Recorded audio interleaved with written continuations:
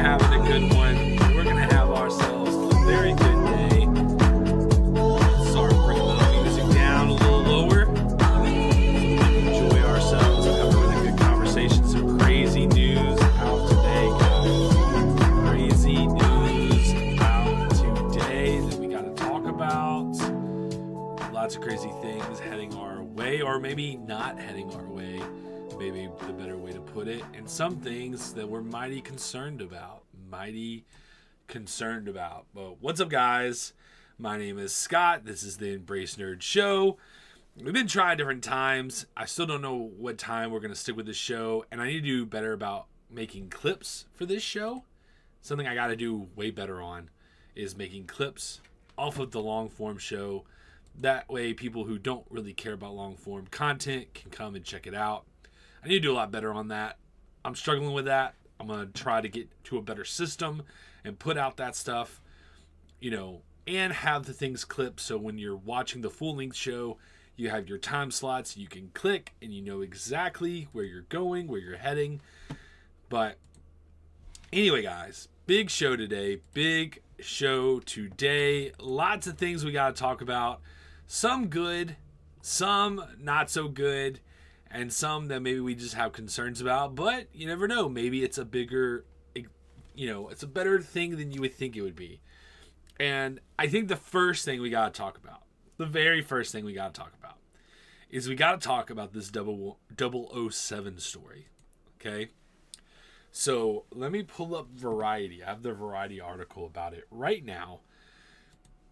And I kind of feel like James Bond is kind of like Mission Impossible, where it usually wouldn't fall into the realm of what this show was about, but James Bond is such an OG, property. It's an OG franchise that all of us grew up watching and enjoying. So the possibilities of you guys being a fan of Batman and also being a fan of fantasy stuff and then also being a fan of James Bond, I think is a very likely scenario, right? And plus I just want to talk about it because I think it's a bad sign. You never know. You could always have a surprise and it could be something really good.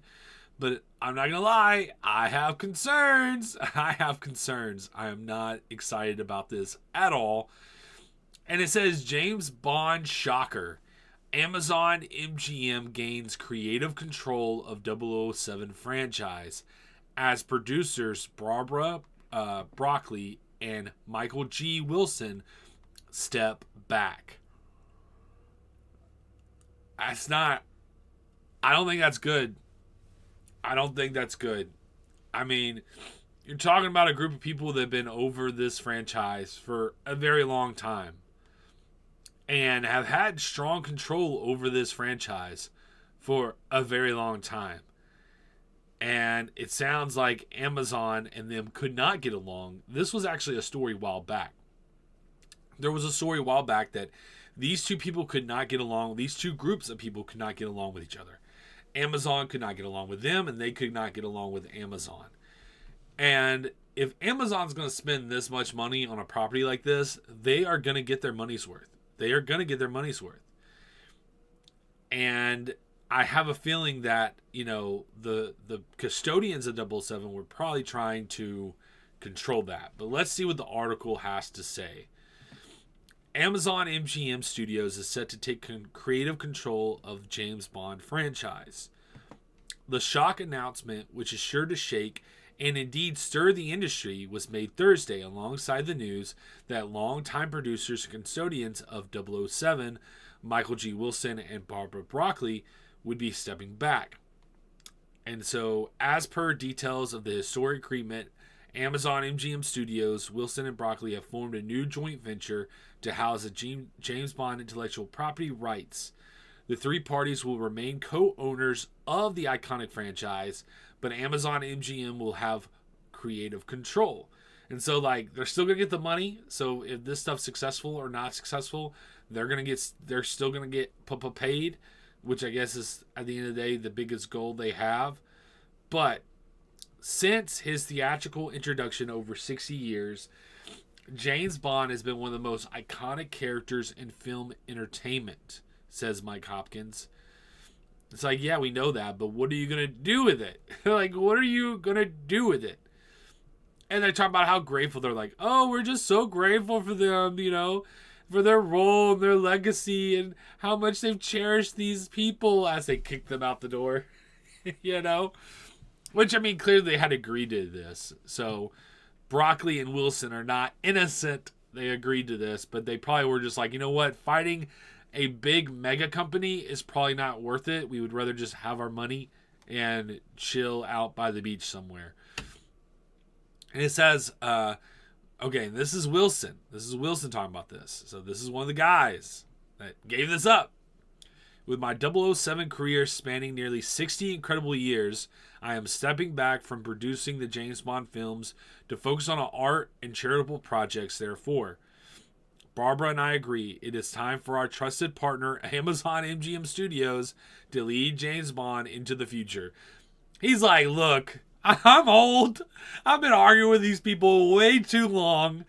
I'm good. I want to go, live the rest of my life, like he said, giving donations to different charitable events and, going and having dinner by the beach and relaxing and enjoying my retirement. That's what he's like, I don't want to mess with this big company anymore. We're just going to take our money and we're going to chill. Broccoli commented, my life has been dedicated to maintaining and building upon the extraordinary legacy that was handed to Michael and me by our father, producer Cubby Broccoli. I have had the honor of working closely with four of the tremendously talented actors who have played 007 and thousands of wonderful artists within the industry. With the conclusion of No Time to Die and Michael retiring from the films, I feel it is time to focus on my other projects. So she's going to do other stuff. So she's like, okay, he's retiring. I ain't going to be dealing with this by myself. I'm going to go, make me a lady super spy show or something. She's like, I'm going to do something else. And it says in 2022, Amazon bought MGM for $8.5 billion, acquiring a vast catalog of more than 4,000 films, 17,000 TV shows, alongside the rights to distribute all of the James Bond films. No Time to Die, and it's just giving you some facts. But anyway, that was their two statements. That is their swan song. That's what they're going to go out with into the sun, saying, you know what, it was a joy to work on this, but I'm going to work on other things. And my brother, he's going to go sit Muay Thais and do charitable events and enjoy the rest of his life. So anyway, it sounds like the rumors were true that they couldn't get along with each other. I think that's clear to say. They couldn't get along with each other. And they couldn't come to a conclusion they could both agree on about how the future of this franchise needed to go forward. I think that is absolutely the case. I think that's absolutely the case. So I think this is some warning signs. I'm nervous about it. I think they're just going to crank out franchise after franchise. The one thing I want from this, actually, that maybe they'll give me now, because I bet you some of these people were probably keeping something like this from happening. Give me a James Bond shooter video game, okay? Go back to that classic in Nintendo 64 video game, right? Give me all the different villains from all the different, 007 movies. Give me every version of James Bond possible and let us play that game again. And let us just have fun shooting each other, doing missions as different James Bonds, and, make a AAA game, but prioritize having, the co-op shooter, aspect of it. Let me have that. Give me all those original characters. Give me new characters. But make sure that I have every single James Bond that's playable possible. Amazon, give it to me. If you have control over this franchise now, and you can do whatever you want, go ahead and crank out that game and give it to me right now, because I want it. I want it. I want it. I want it. And that's probably the only hopeful thing that I have out of this decision. I think they're going to crank out so many things, and it's going to be like Star Wars, where Star Wars was once this special property that everybody was excited about. and now it's become a dead IP. And I kind of fear that that's what's going to happen with James Gunn. So I'm not excited about this. I don't think this is necessarily a good thing. But you could tell that they were having disagreements way while back. And the two children of the person who oversaw this franchise, you know, they basically, you could tell they're probably like, you know what, we're done with this. We're going to do other things. And, you know, good on them. You know, watching over a franchise for 60 years has to be a very difficult thing. It has to be. To oversee this franchise for as long as they have, and to make sure that every single time it's unique and fresh and doing something different.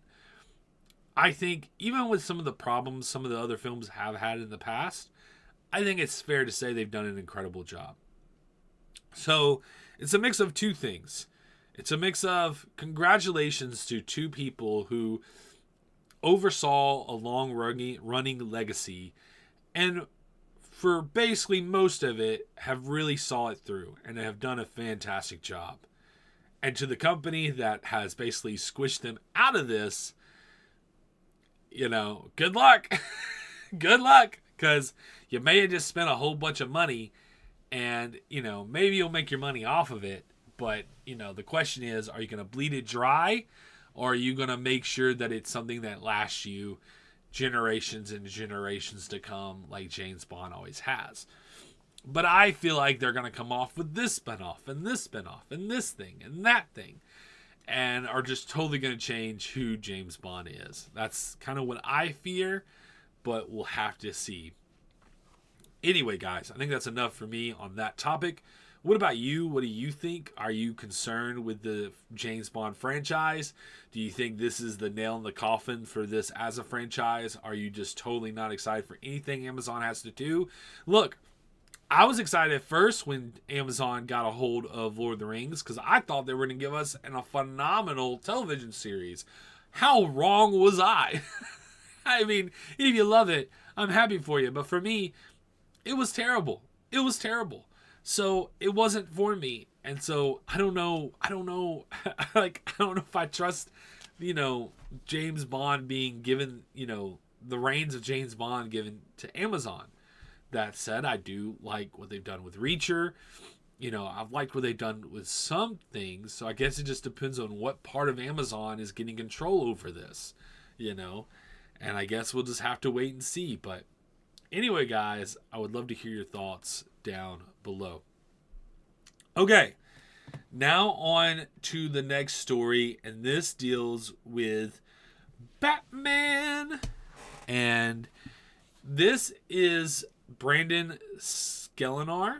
I think it's his name. Sklenar. And he's done some interesting things. He's done a lot of chick flick stuff recently. And besides the bomb that he's been put into when it comes to Blake Lively and the Justin Baldoni situation, because he was in that film with them, and that whole controversy, if you don't know, is kind of crazy. But he, besides being caught in the middle of that dumpster fire, seems to be picking really creative projects and has decided to do some really interesting things, if it's TV or if it's television series. And he seems like a guy who can attract different audiences. If it's, you know, your chick flicks or your action kind of movies, everyone seems to be pretty much a fan of this guy. Like I said, besides the one situation with the dumpster fire, which is it ends with us, everyone seems to really like this guy. And people really, really want him to play Batman.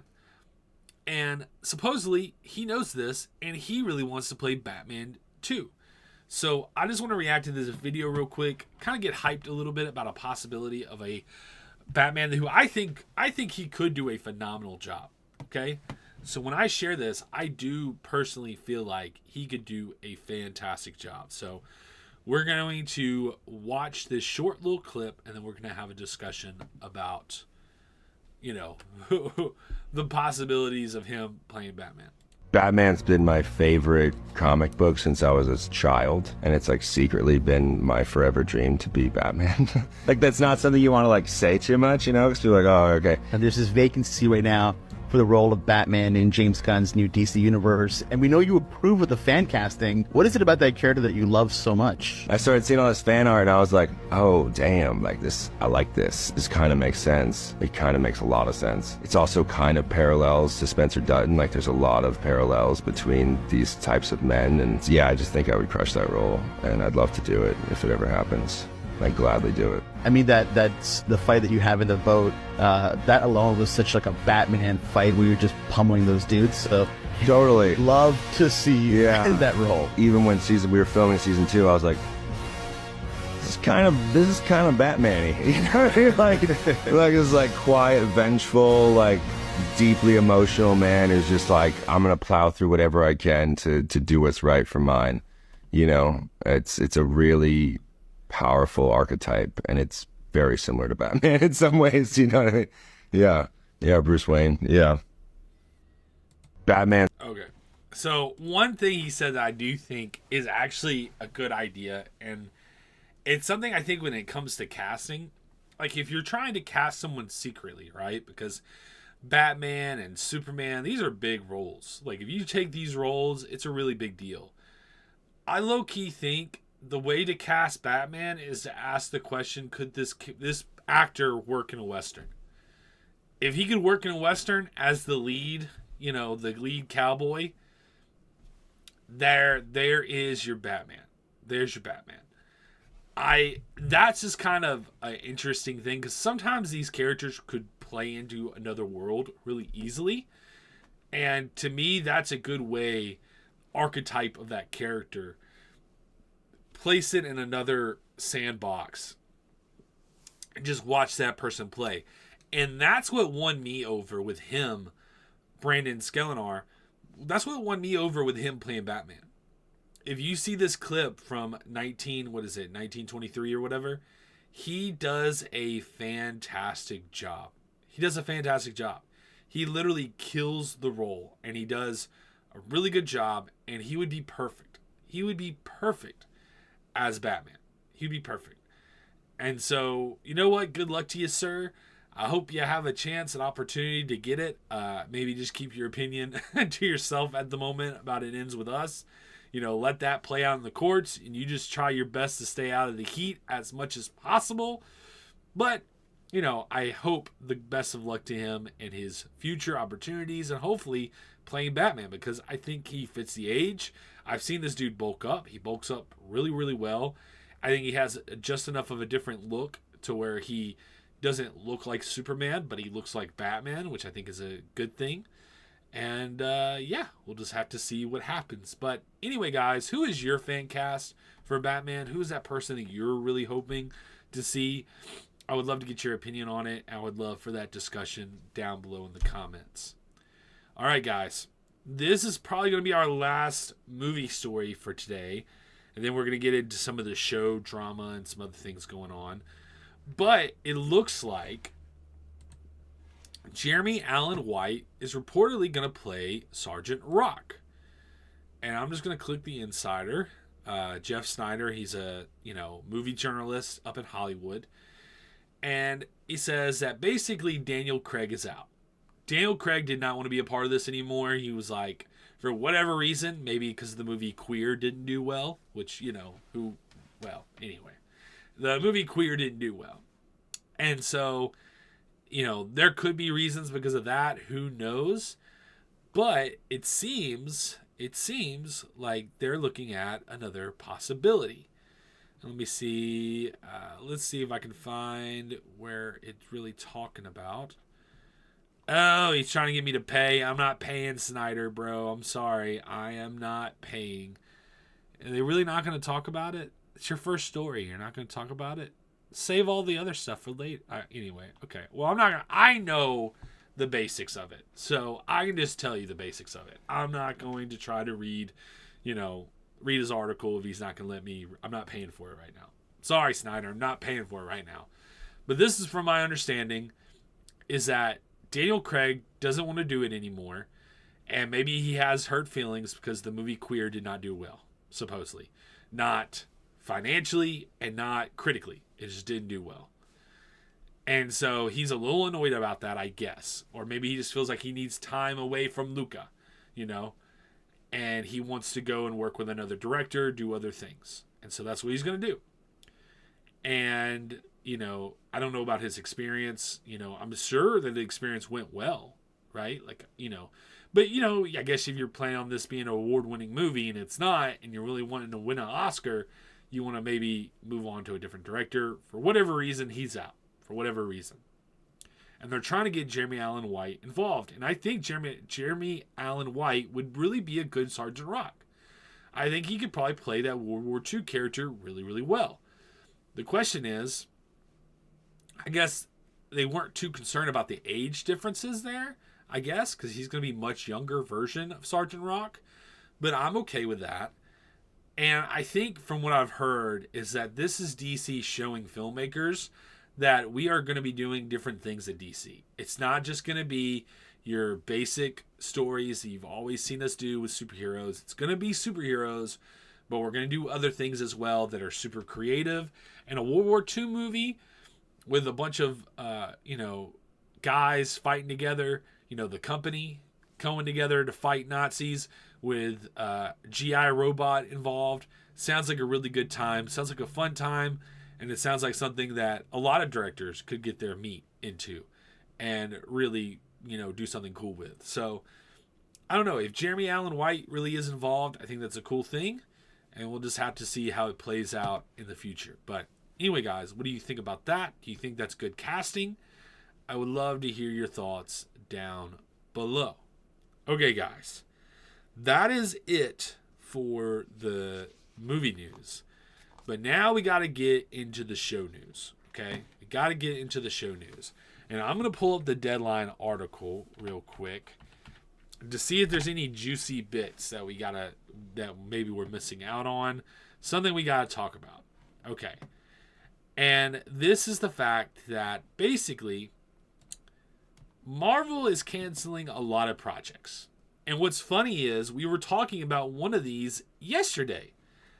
And I said that I hoped when it came to Nova, the Nova series, I was saying yesterday that I hope that Henry Cavill does something different. That, I think it would be great for him to work with Marvel.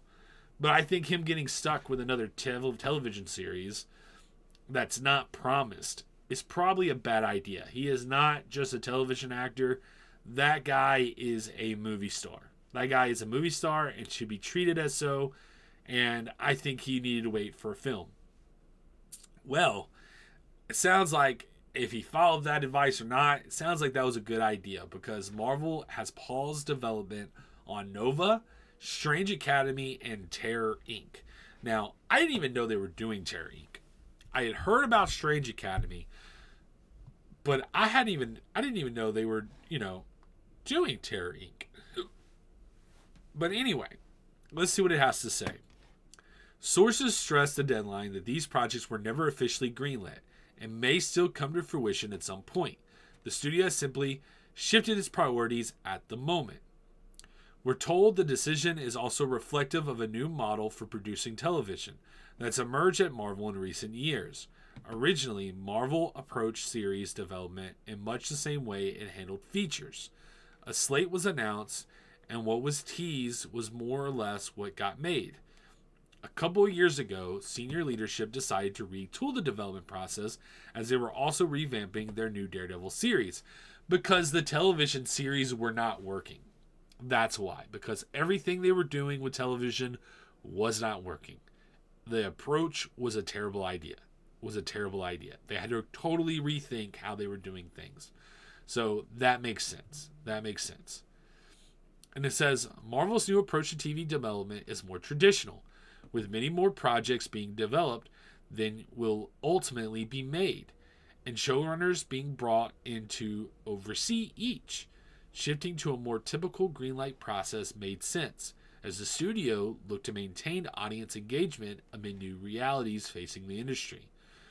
In addition to the prospect of superhero fatigue and content oversaturation, there was the reality of a market contradiction, which led to the studio to pull back significantly on the amount of projects released each year. And let's talk about this. it becomes fatigue. It becomes saturation when everything you're pushing out is not very good. Okay? When everything you're pushing out is not very good, that is what causes the saturation. That's when people stop to care, because comics are so unique. Comics, just think of comics as genre, right? Like, it's a genre. It's a genre of entertainment. It's the same as movies, books, shows. A show is just something you watch to enjoy entertainment, right? Comics are the same way. And yes, they all may come from Marvel, or they all may come from DC. But if you do the stories differently, you're going to attract new audiences to them, because it doesn't matter where it came from as long as the content is good. And the problem is, the content they've been putting out has not been good. It has not been to a standard to win over new audiences. I enjoy the Spider-Man show. I know a lot of people that love Spider-Man are enjoying the Spider-Man show. But do you think that Spider-Man show is winning over like die-hard anime fans who really love great animation? No. Let's be real here. No, it's not. I mean, that's the bar we're at. Like, we can't compete at all with what the Japanese or the Koreans are doing. Like, not even a little bit when it comes to animation quality. And so that's just an example, and then you get into the political stuff and all those things, and you just open up a door that's a big old mess, right? It's a big old mess. And then the strategy of how they were telling these stories just didn't work.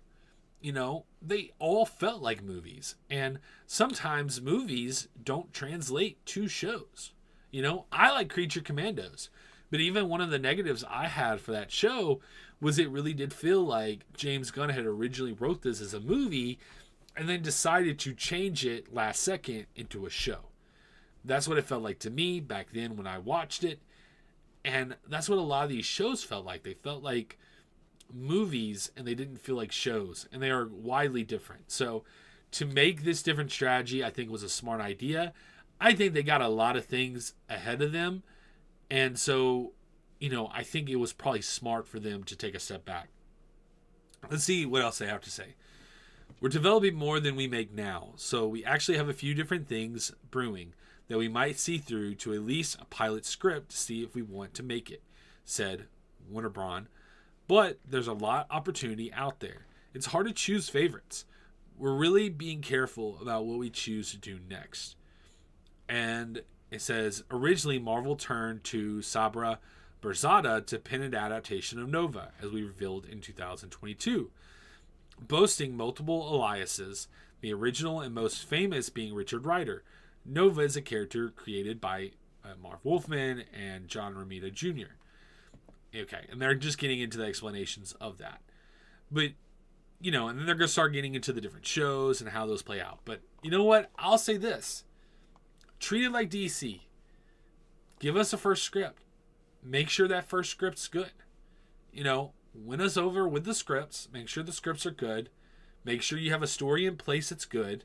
And then go from there. And if you do a good job, people are going to trust it. People are going to be happy with it. People are going to be able to rock with it. But just rushing in and forcing these things out probably isn't a good idea. I like the Strange Academy comic book, but everything I heard about it, it was going to be like a live action show, and it was going to be a show for Wong. The actor who plays Wong was going to have his own show where he was going to be teaching these students magic. Which, you know what? That's cool and all. But you know what I would prefer? I would prefer, I don't know if it'll let me see it. No, it won't let me see it. I would prefer a Strange Academy animated series with really great animation. Get as close as you can to the way the characters look in the comic book. And give that to me. And just tell a story based off the comic book. And let young audiences get to know these characters, fall in love with these characters, and then eventually, 10 years down the road, see what you can do with those characters in a live action film. But I think that's the better approach to this. I think that's the wiser approach to this.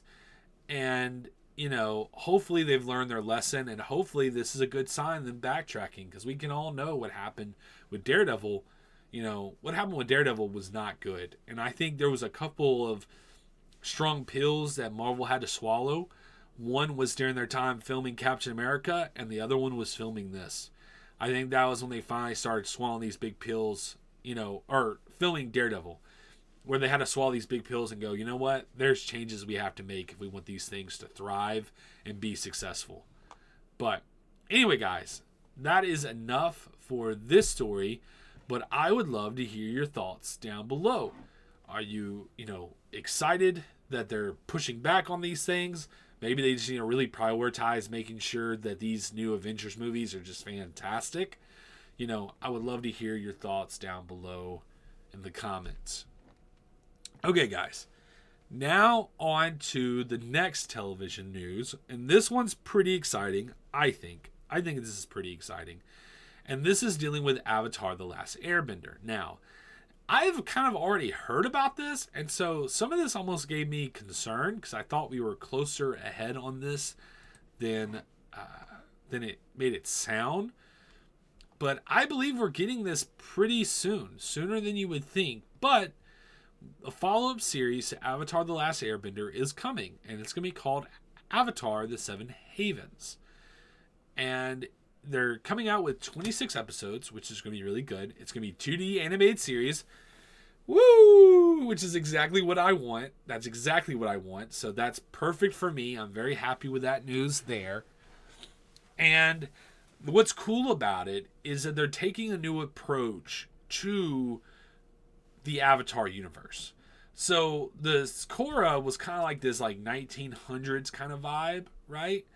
And which was cool, which was really, really cool.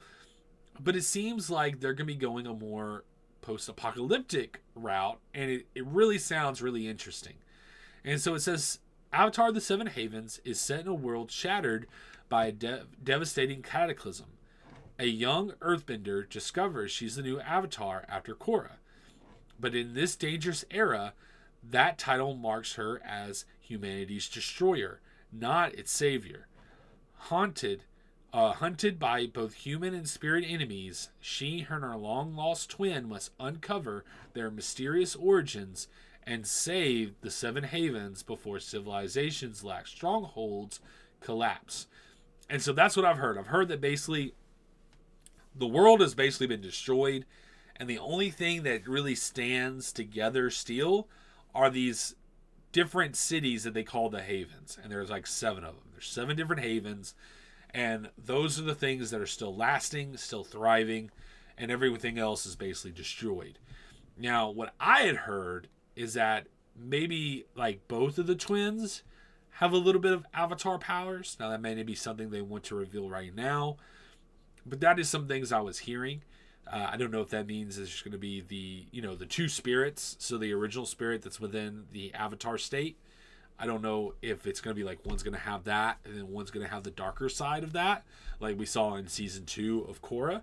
I know a lot of people don't want that. I actually think that's kind of an interesting idea, especially if the dark Avatar has different abilities that aren't, your basic elements. I think that idea would be really cool. But, I've heard some more things about it, but it's going to be pretty interesting to see this play out. I've been waiting for this for a long time, and that's why I'm a little confused when they were writing it. They're making it sound like it's just happening right now, or they're just working on it right now. They've been working on this for quite a while. I don't know if you guys remember, but when they made the Avatar Studios, when Paramount Plus was being created. So this has been in the works for a long time, and so has the Aang movie that's going to be coming out. There's going to be a Avatar: The Last Airbender movie where basically Aang and some of the other characters are older, and you're going to get to watch a film about that as well. So there's a lot of things coming for the Avatar verse, and I'm, for one, am really excited about it. This is the closest thing now that I have to a Star Wars IP. To me, personally. This is the closest thing I have to that. To me, we lost that with Star Wars. And I'm not saying we're going to be seeing aliens and stuff like that in this show, but I do think we're going to be seeing something really cool and interesting. And they're constantly changing and updating, and they're doing something different. And so hopefully this is something that attracts new audiences They're not just going to keep up with the same old that they did with the original 2 series. And so it sparks my curiosity. And supposedly the, they're going to be younger characters like Aang. And so hopefully this stays more in line for like kid audience as well. Because Korra kind of grew up a little too much, I think. There was a little too many, which I liked for me. It was perfect for me. But I do think to attract younger audiences, you need to make sure that some of the characters are younger, for the kid audience. This should be a kid's property. A kid's property that the whole family can watch and really enjoy, while us nerds can also enjoy it, because in a way it's made for us too. If you tell a great story, you do magical, fantastical things that we can kind of dive and escape our real world and explore. It's made for us just as much as it would be made for kids, because you can have things in there that kids can enjoy without pushing certain elements that maybe wouldn't be for kids, or a parent wouldn't be comfortable having for their kid. So anyway, something I'm excited about. I'm curious what you think about this. Is this good news? Are you expecting really good things from Avatar? I don't know when we're getting this, but I wonder, I kind of have this weird feeling that maybe they're almost already done with both seasons. 26 episodes, I just have this weird feeling, because they've been working on this for so long. I kind of have a weird feeling they're basically almost done. And we may have to wait a year for the second season, but we're just going to have to wait a year. We're not going to have to wait years. And that's good news too. We're not going to have to wait 2 to 3 years to see a sequel to this show. We're going to get to see it pretty soon. We'll see it a year later. So I'm pretty excited about that. I would love to hear your thoughts down below. Okay, guys. Now, I think it would probably be a good time. Well, we'll mention this real quick, and then we'll get into Invincible. Okay? We'll get into this, and then we will get into Invincible. And we go from being excited to not as excited. Not as excited. And I was excited for this, because one of my biggest complaints about Your Friendly Neighborhood Spider-Man was you could have some of the, new characters you're bringing in, but still give me my old characters. Give me my Flash Thompson. Give me my Mary Jane Watson. Give me my Gwen Stacy, right? And this last episode that I reviewed on this channel, I made a comment about Spider-Man, and I basically just said, please, please just let Spider-Man be the only Spider-Man character. There's plenty of time if this show continues. There's plenty of time to throw in your Miles Morales. There's plenty of time to throw in your Spider-Gwen or whatever spider characters you want. But please, just let me have this, right? Let me just have him be the only Spider-Man. You have enough unique characters that you could sprinkle out different ideas for young kids to get attached to. If it's Nika Nomura or any of these other characters, like, Amadeus Cho getting turned into the Hulk. There's so many possibilities you can do with this show. There's no need to shove any more Spider-Man characters into it. And when I saw Spider-Gwen, like I said, I was happy. I was like, cool, I'm getting something I want. And then I looked a little further, and they're gonna make her a Spider-Gwen. Okay. Cool, I guess. I don't know. Which then makes you wonder, are they gonna throw in, the whole aspect of, her being from a different, Spider-Verse, like a different world? Or is she just going to be someone from this world who also got bit by a spider, and now she has spider abilities? I don't know. Like I said, the show won me over time. The first couple episodes to me were just, it was like the level of fine. And then you start getting into the level of good. And then the last couple episodes were like one episode, I think it was the one with Scorpion Rising, I think the episode called. That episode was really good. And the other last couple episodes were just good. They were good. They were fine. And, it kind of got me okay with the season, the show, the series. I'm like, okay, I'll be ready for a season 2 when it comes out. And I think this is not going to be like Invincible. We're going to have to wait a really long time to get it. But it's just not something I'm excited about personally. And I'd be curious if you guys disagree with me. Maybe it's something that you're wanting. I just don't feel like we need Spider-Gwen. I don't think we need Spider-Gwen. I don't think we need Miles Morales in this show right now. I don't think we need, Spider-Man 2099. I just don't think we need those characters. I think we're totally fine with what we have in this show for right now, but they're doing it. So best of luck to them. Hopefully it's a really cool idea. And it could be attached to the whole idea of the, Normans trying to make clones to replicate the Spider-Man that we know and love in the show. And so maybe that's it. Maybe because they're, injecting Peter Parker's DNA into these spiders, maybe a bunch of spiders get loose and bite different people, and one of those being Gwen Stacy. And then maybe we just have a natural group of people who get the Spider-Man powers. But that's still not something I'm totally excited about. But anyway, guys, what about you? Is this something you're wanting? Like I said, I don't really feel like it's for me, but I would love to hear your guys' thoughts in the comments, or if you're here live, in the chat down below, I would love to hear your thoughts. Okay, guys, now we got to talk about Invincible, because usually I've been doing these episode reviews separately, and I probably will still do that, so I don't get too much into spoilers there. But I thought this was a good episode of Invincible. It gets into some things involving a prison. I don't want to spoil Invincible for anybody who hasn't watched it. And I don't know, you guys that are watching right now, I don't know if that's something that you've watched yet, so I don't want to spoil it for you. But it was a lot of fun. It doesn't necessarily get too deep into what's going to happen into the future, at least right now. But it was a really fun episode, had a lot of action, and set up some cool relationships, specifically between the twin characters that can replicate. I thought that was really cool. And, again, I'll have same criticism about having these famous actors coming in and do these roles. I don't think that's the wisest thing in the world. But it was cool to see some of these characters return back into the show. And it was really enjoyable. I really liked it. And I would love to hear what you guys thought about the show down below. Now, I'm not going to play this guy's trailer. There wasn't really a lot of video game news that deals with the nerdy stuff we love to really talk about. So, and I don't necessarily want to get and watch this guy's whole trailer for this.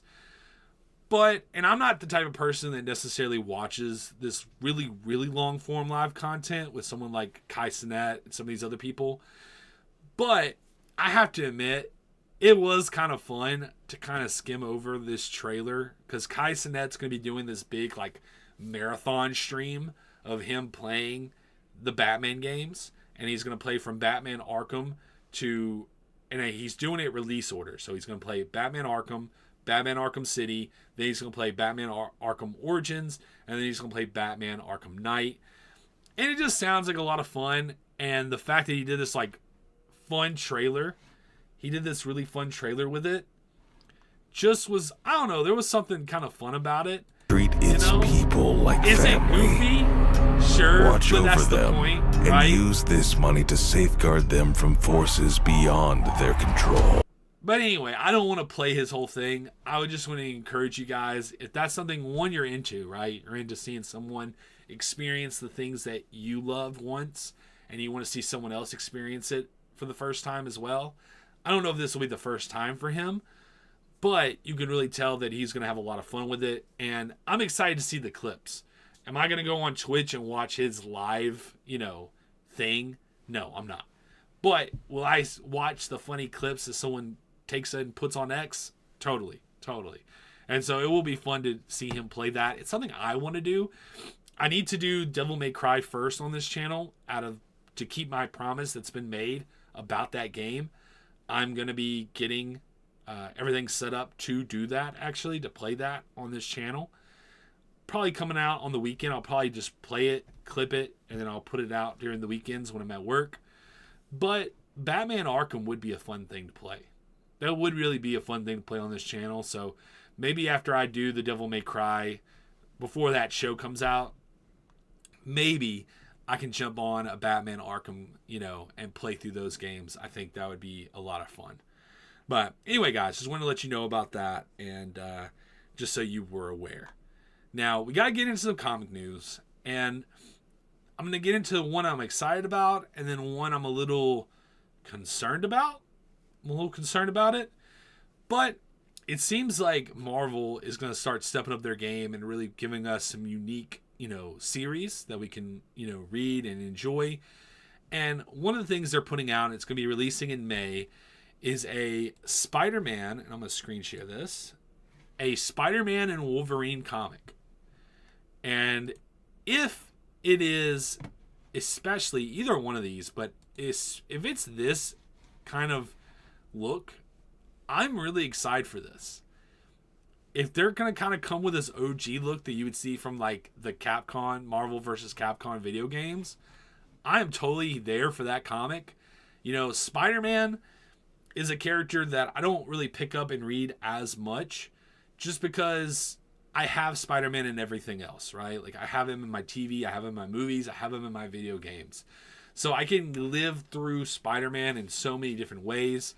And so with Marvel, I was always an X-Men guy. But I always loved Spider-Man with Wolverine, and I always loved Spider-Man with Daredevil.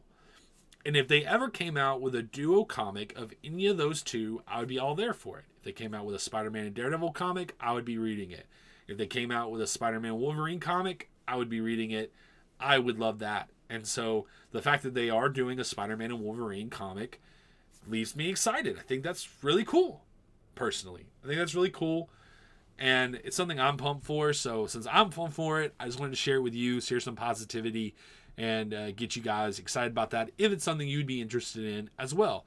So anyway, just wanted to show that to you. Now, something I'm a little bit more concerned with, and I'm going to see if I can find that. I meant to talk about this, but we'll talk about it maybe another day.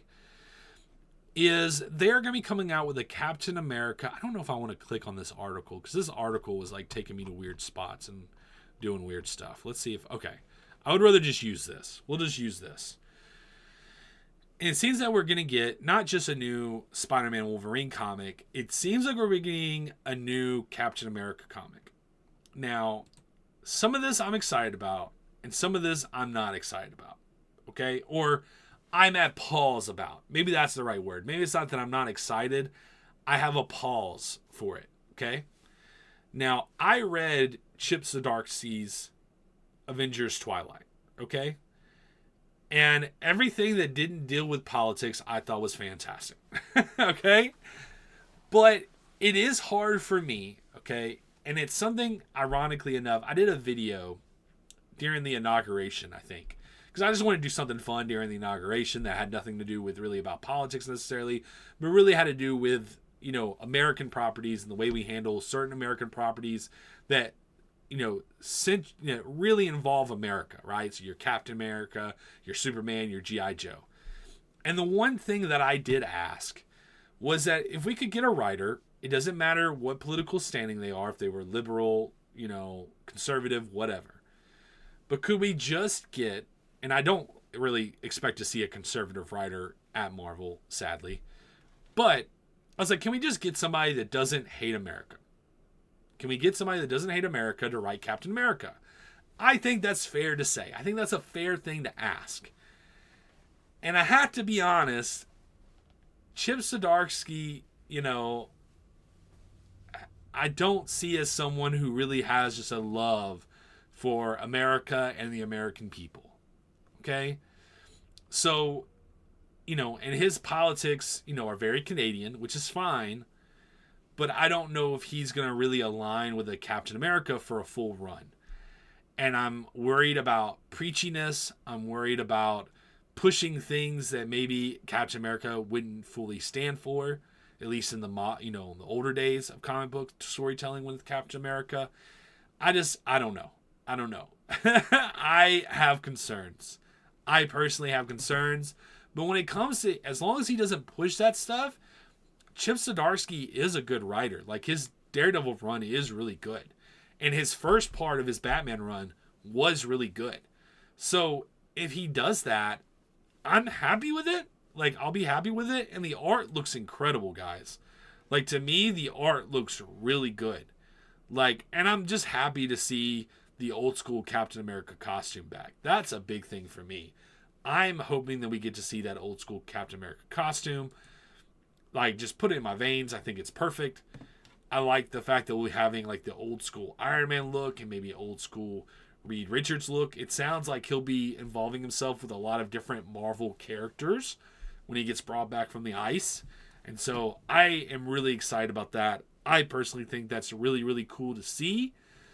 So I'll just say this. I am going to be cautiously optimistic, maybe, because this would be a comic that I would buy. If it's good, it's a comic that I'll want to have on my shelf, and I am totally fine eating my words if Chip Zdarsky rises above his own personal beliefs and tells a true American story, that it doesn't matter what political aisle you're on, that we can all come together and unite and read and enjoy.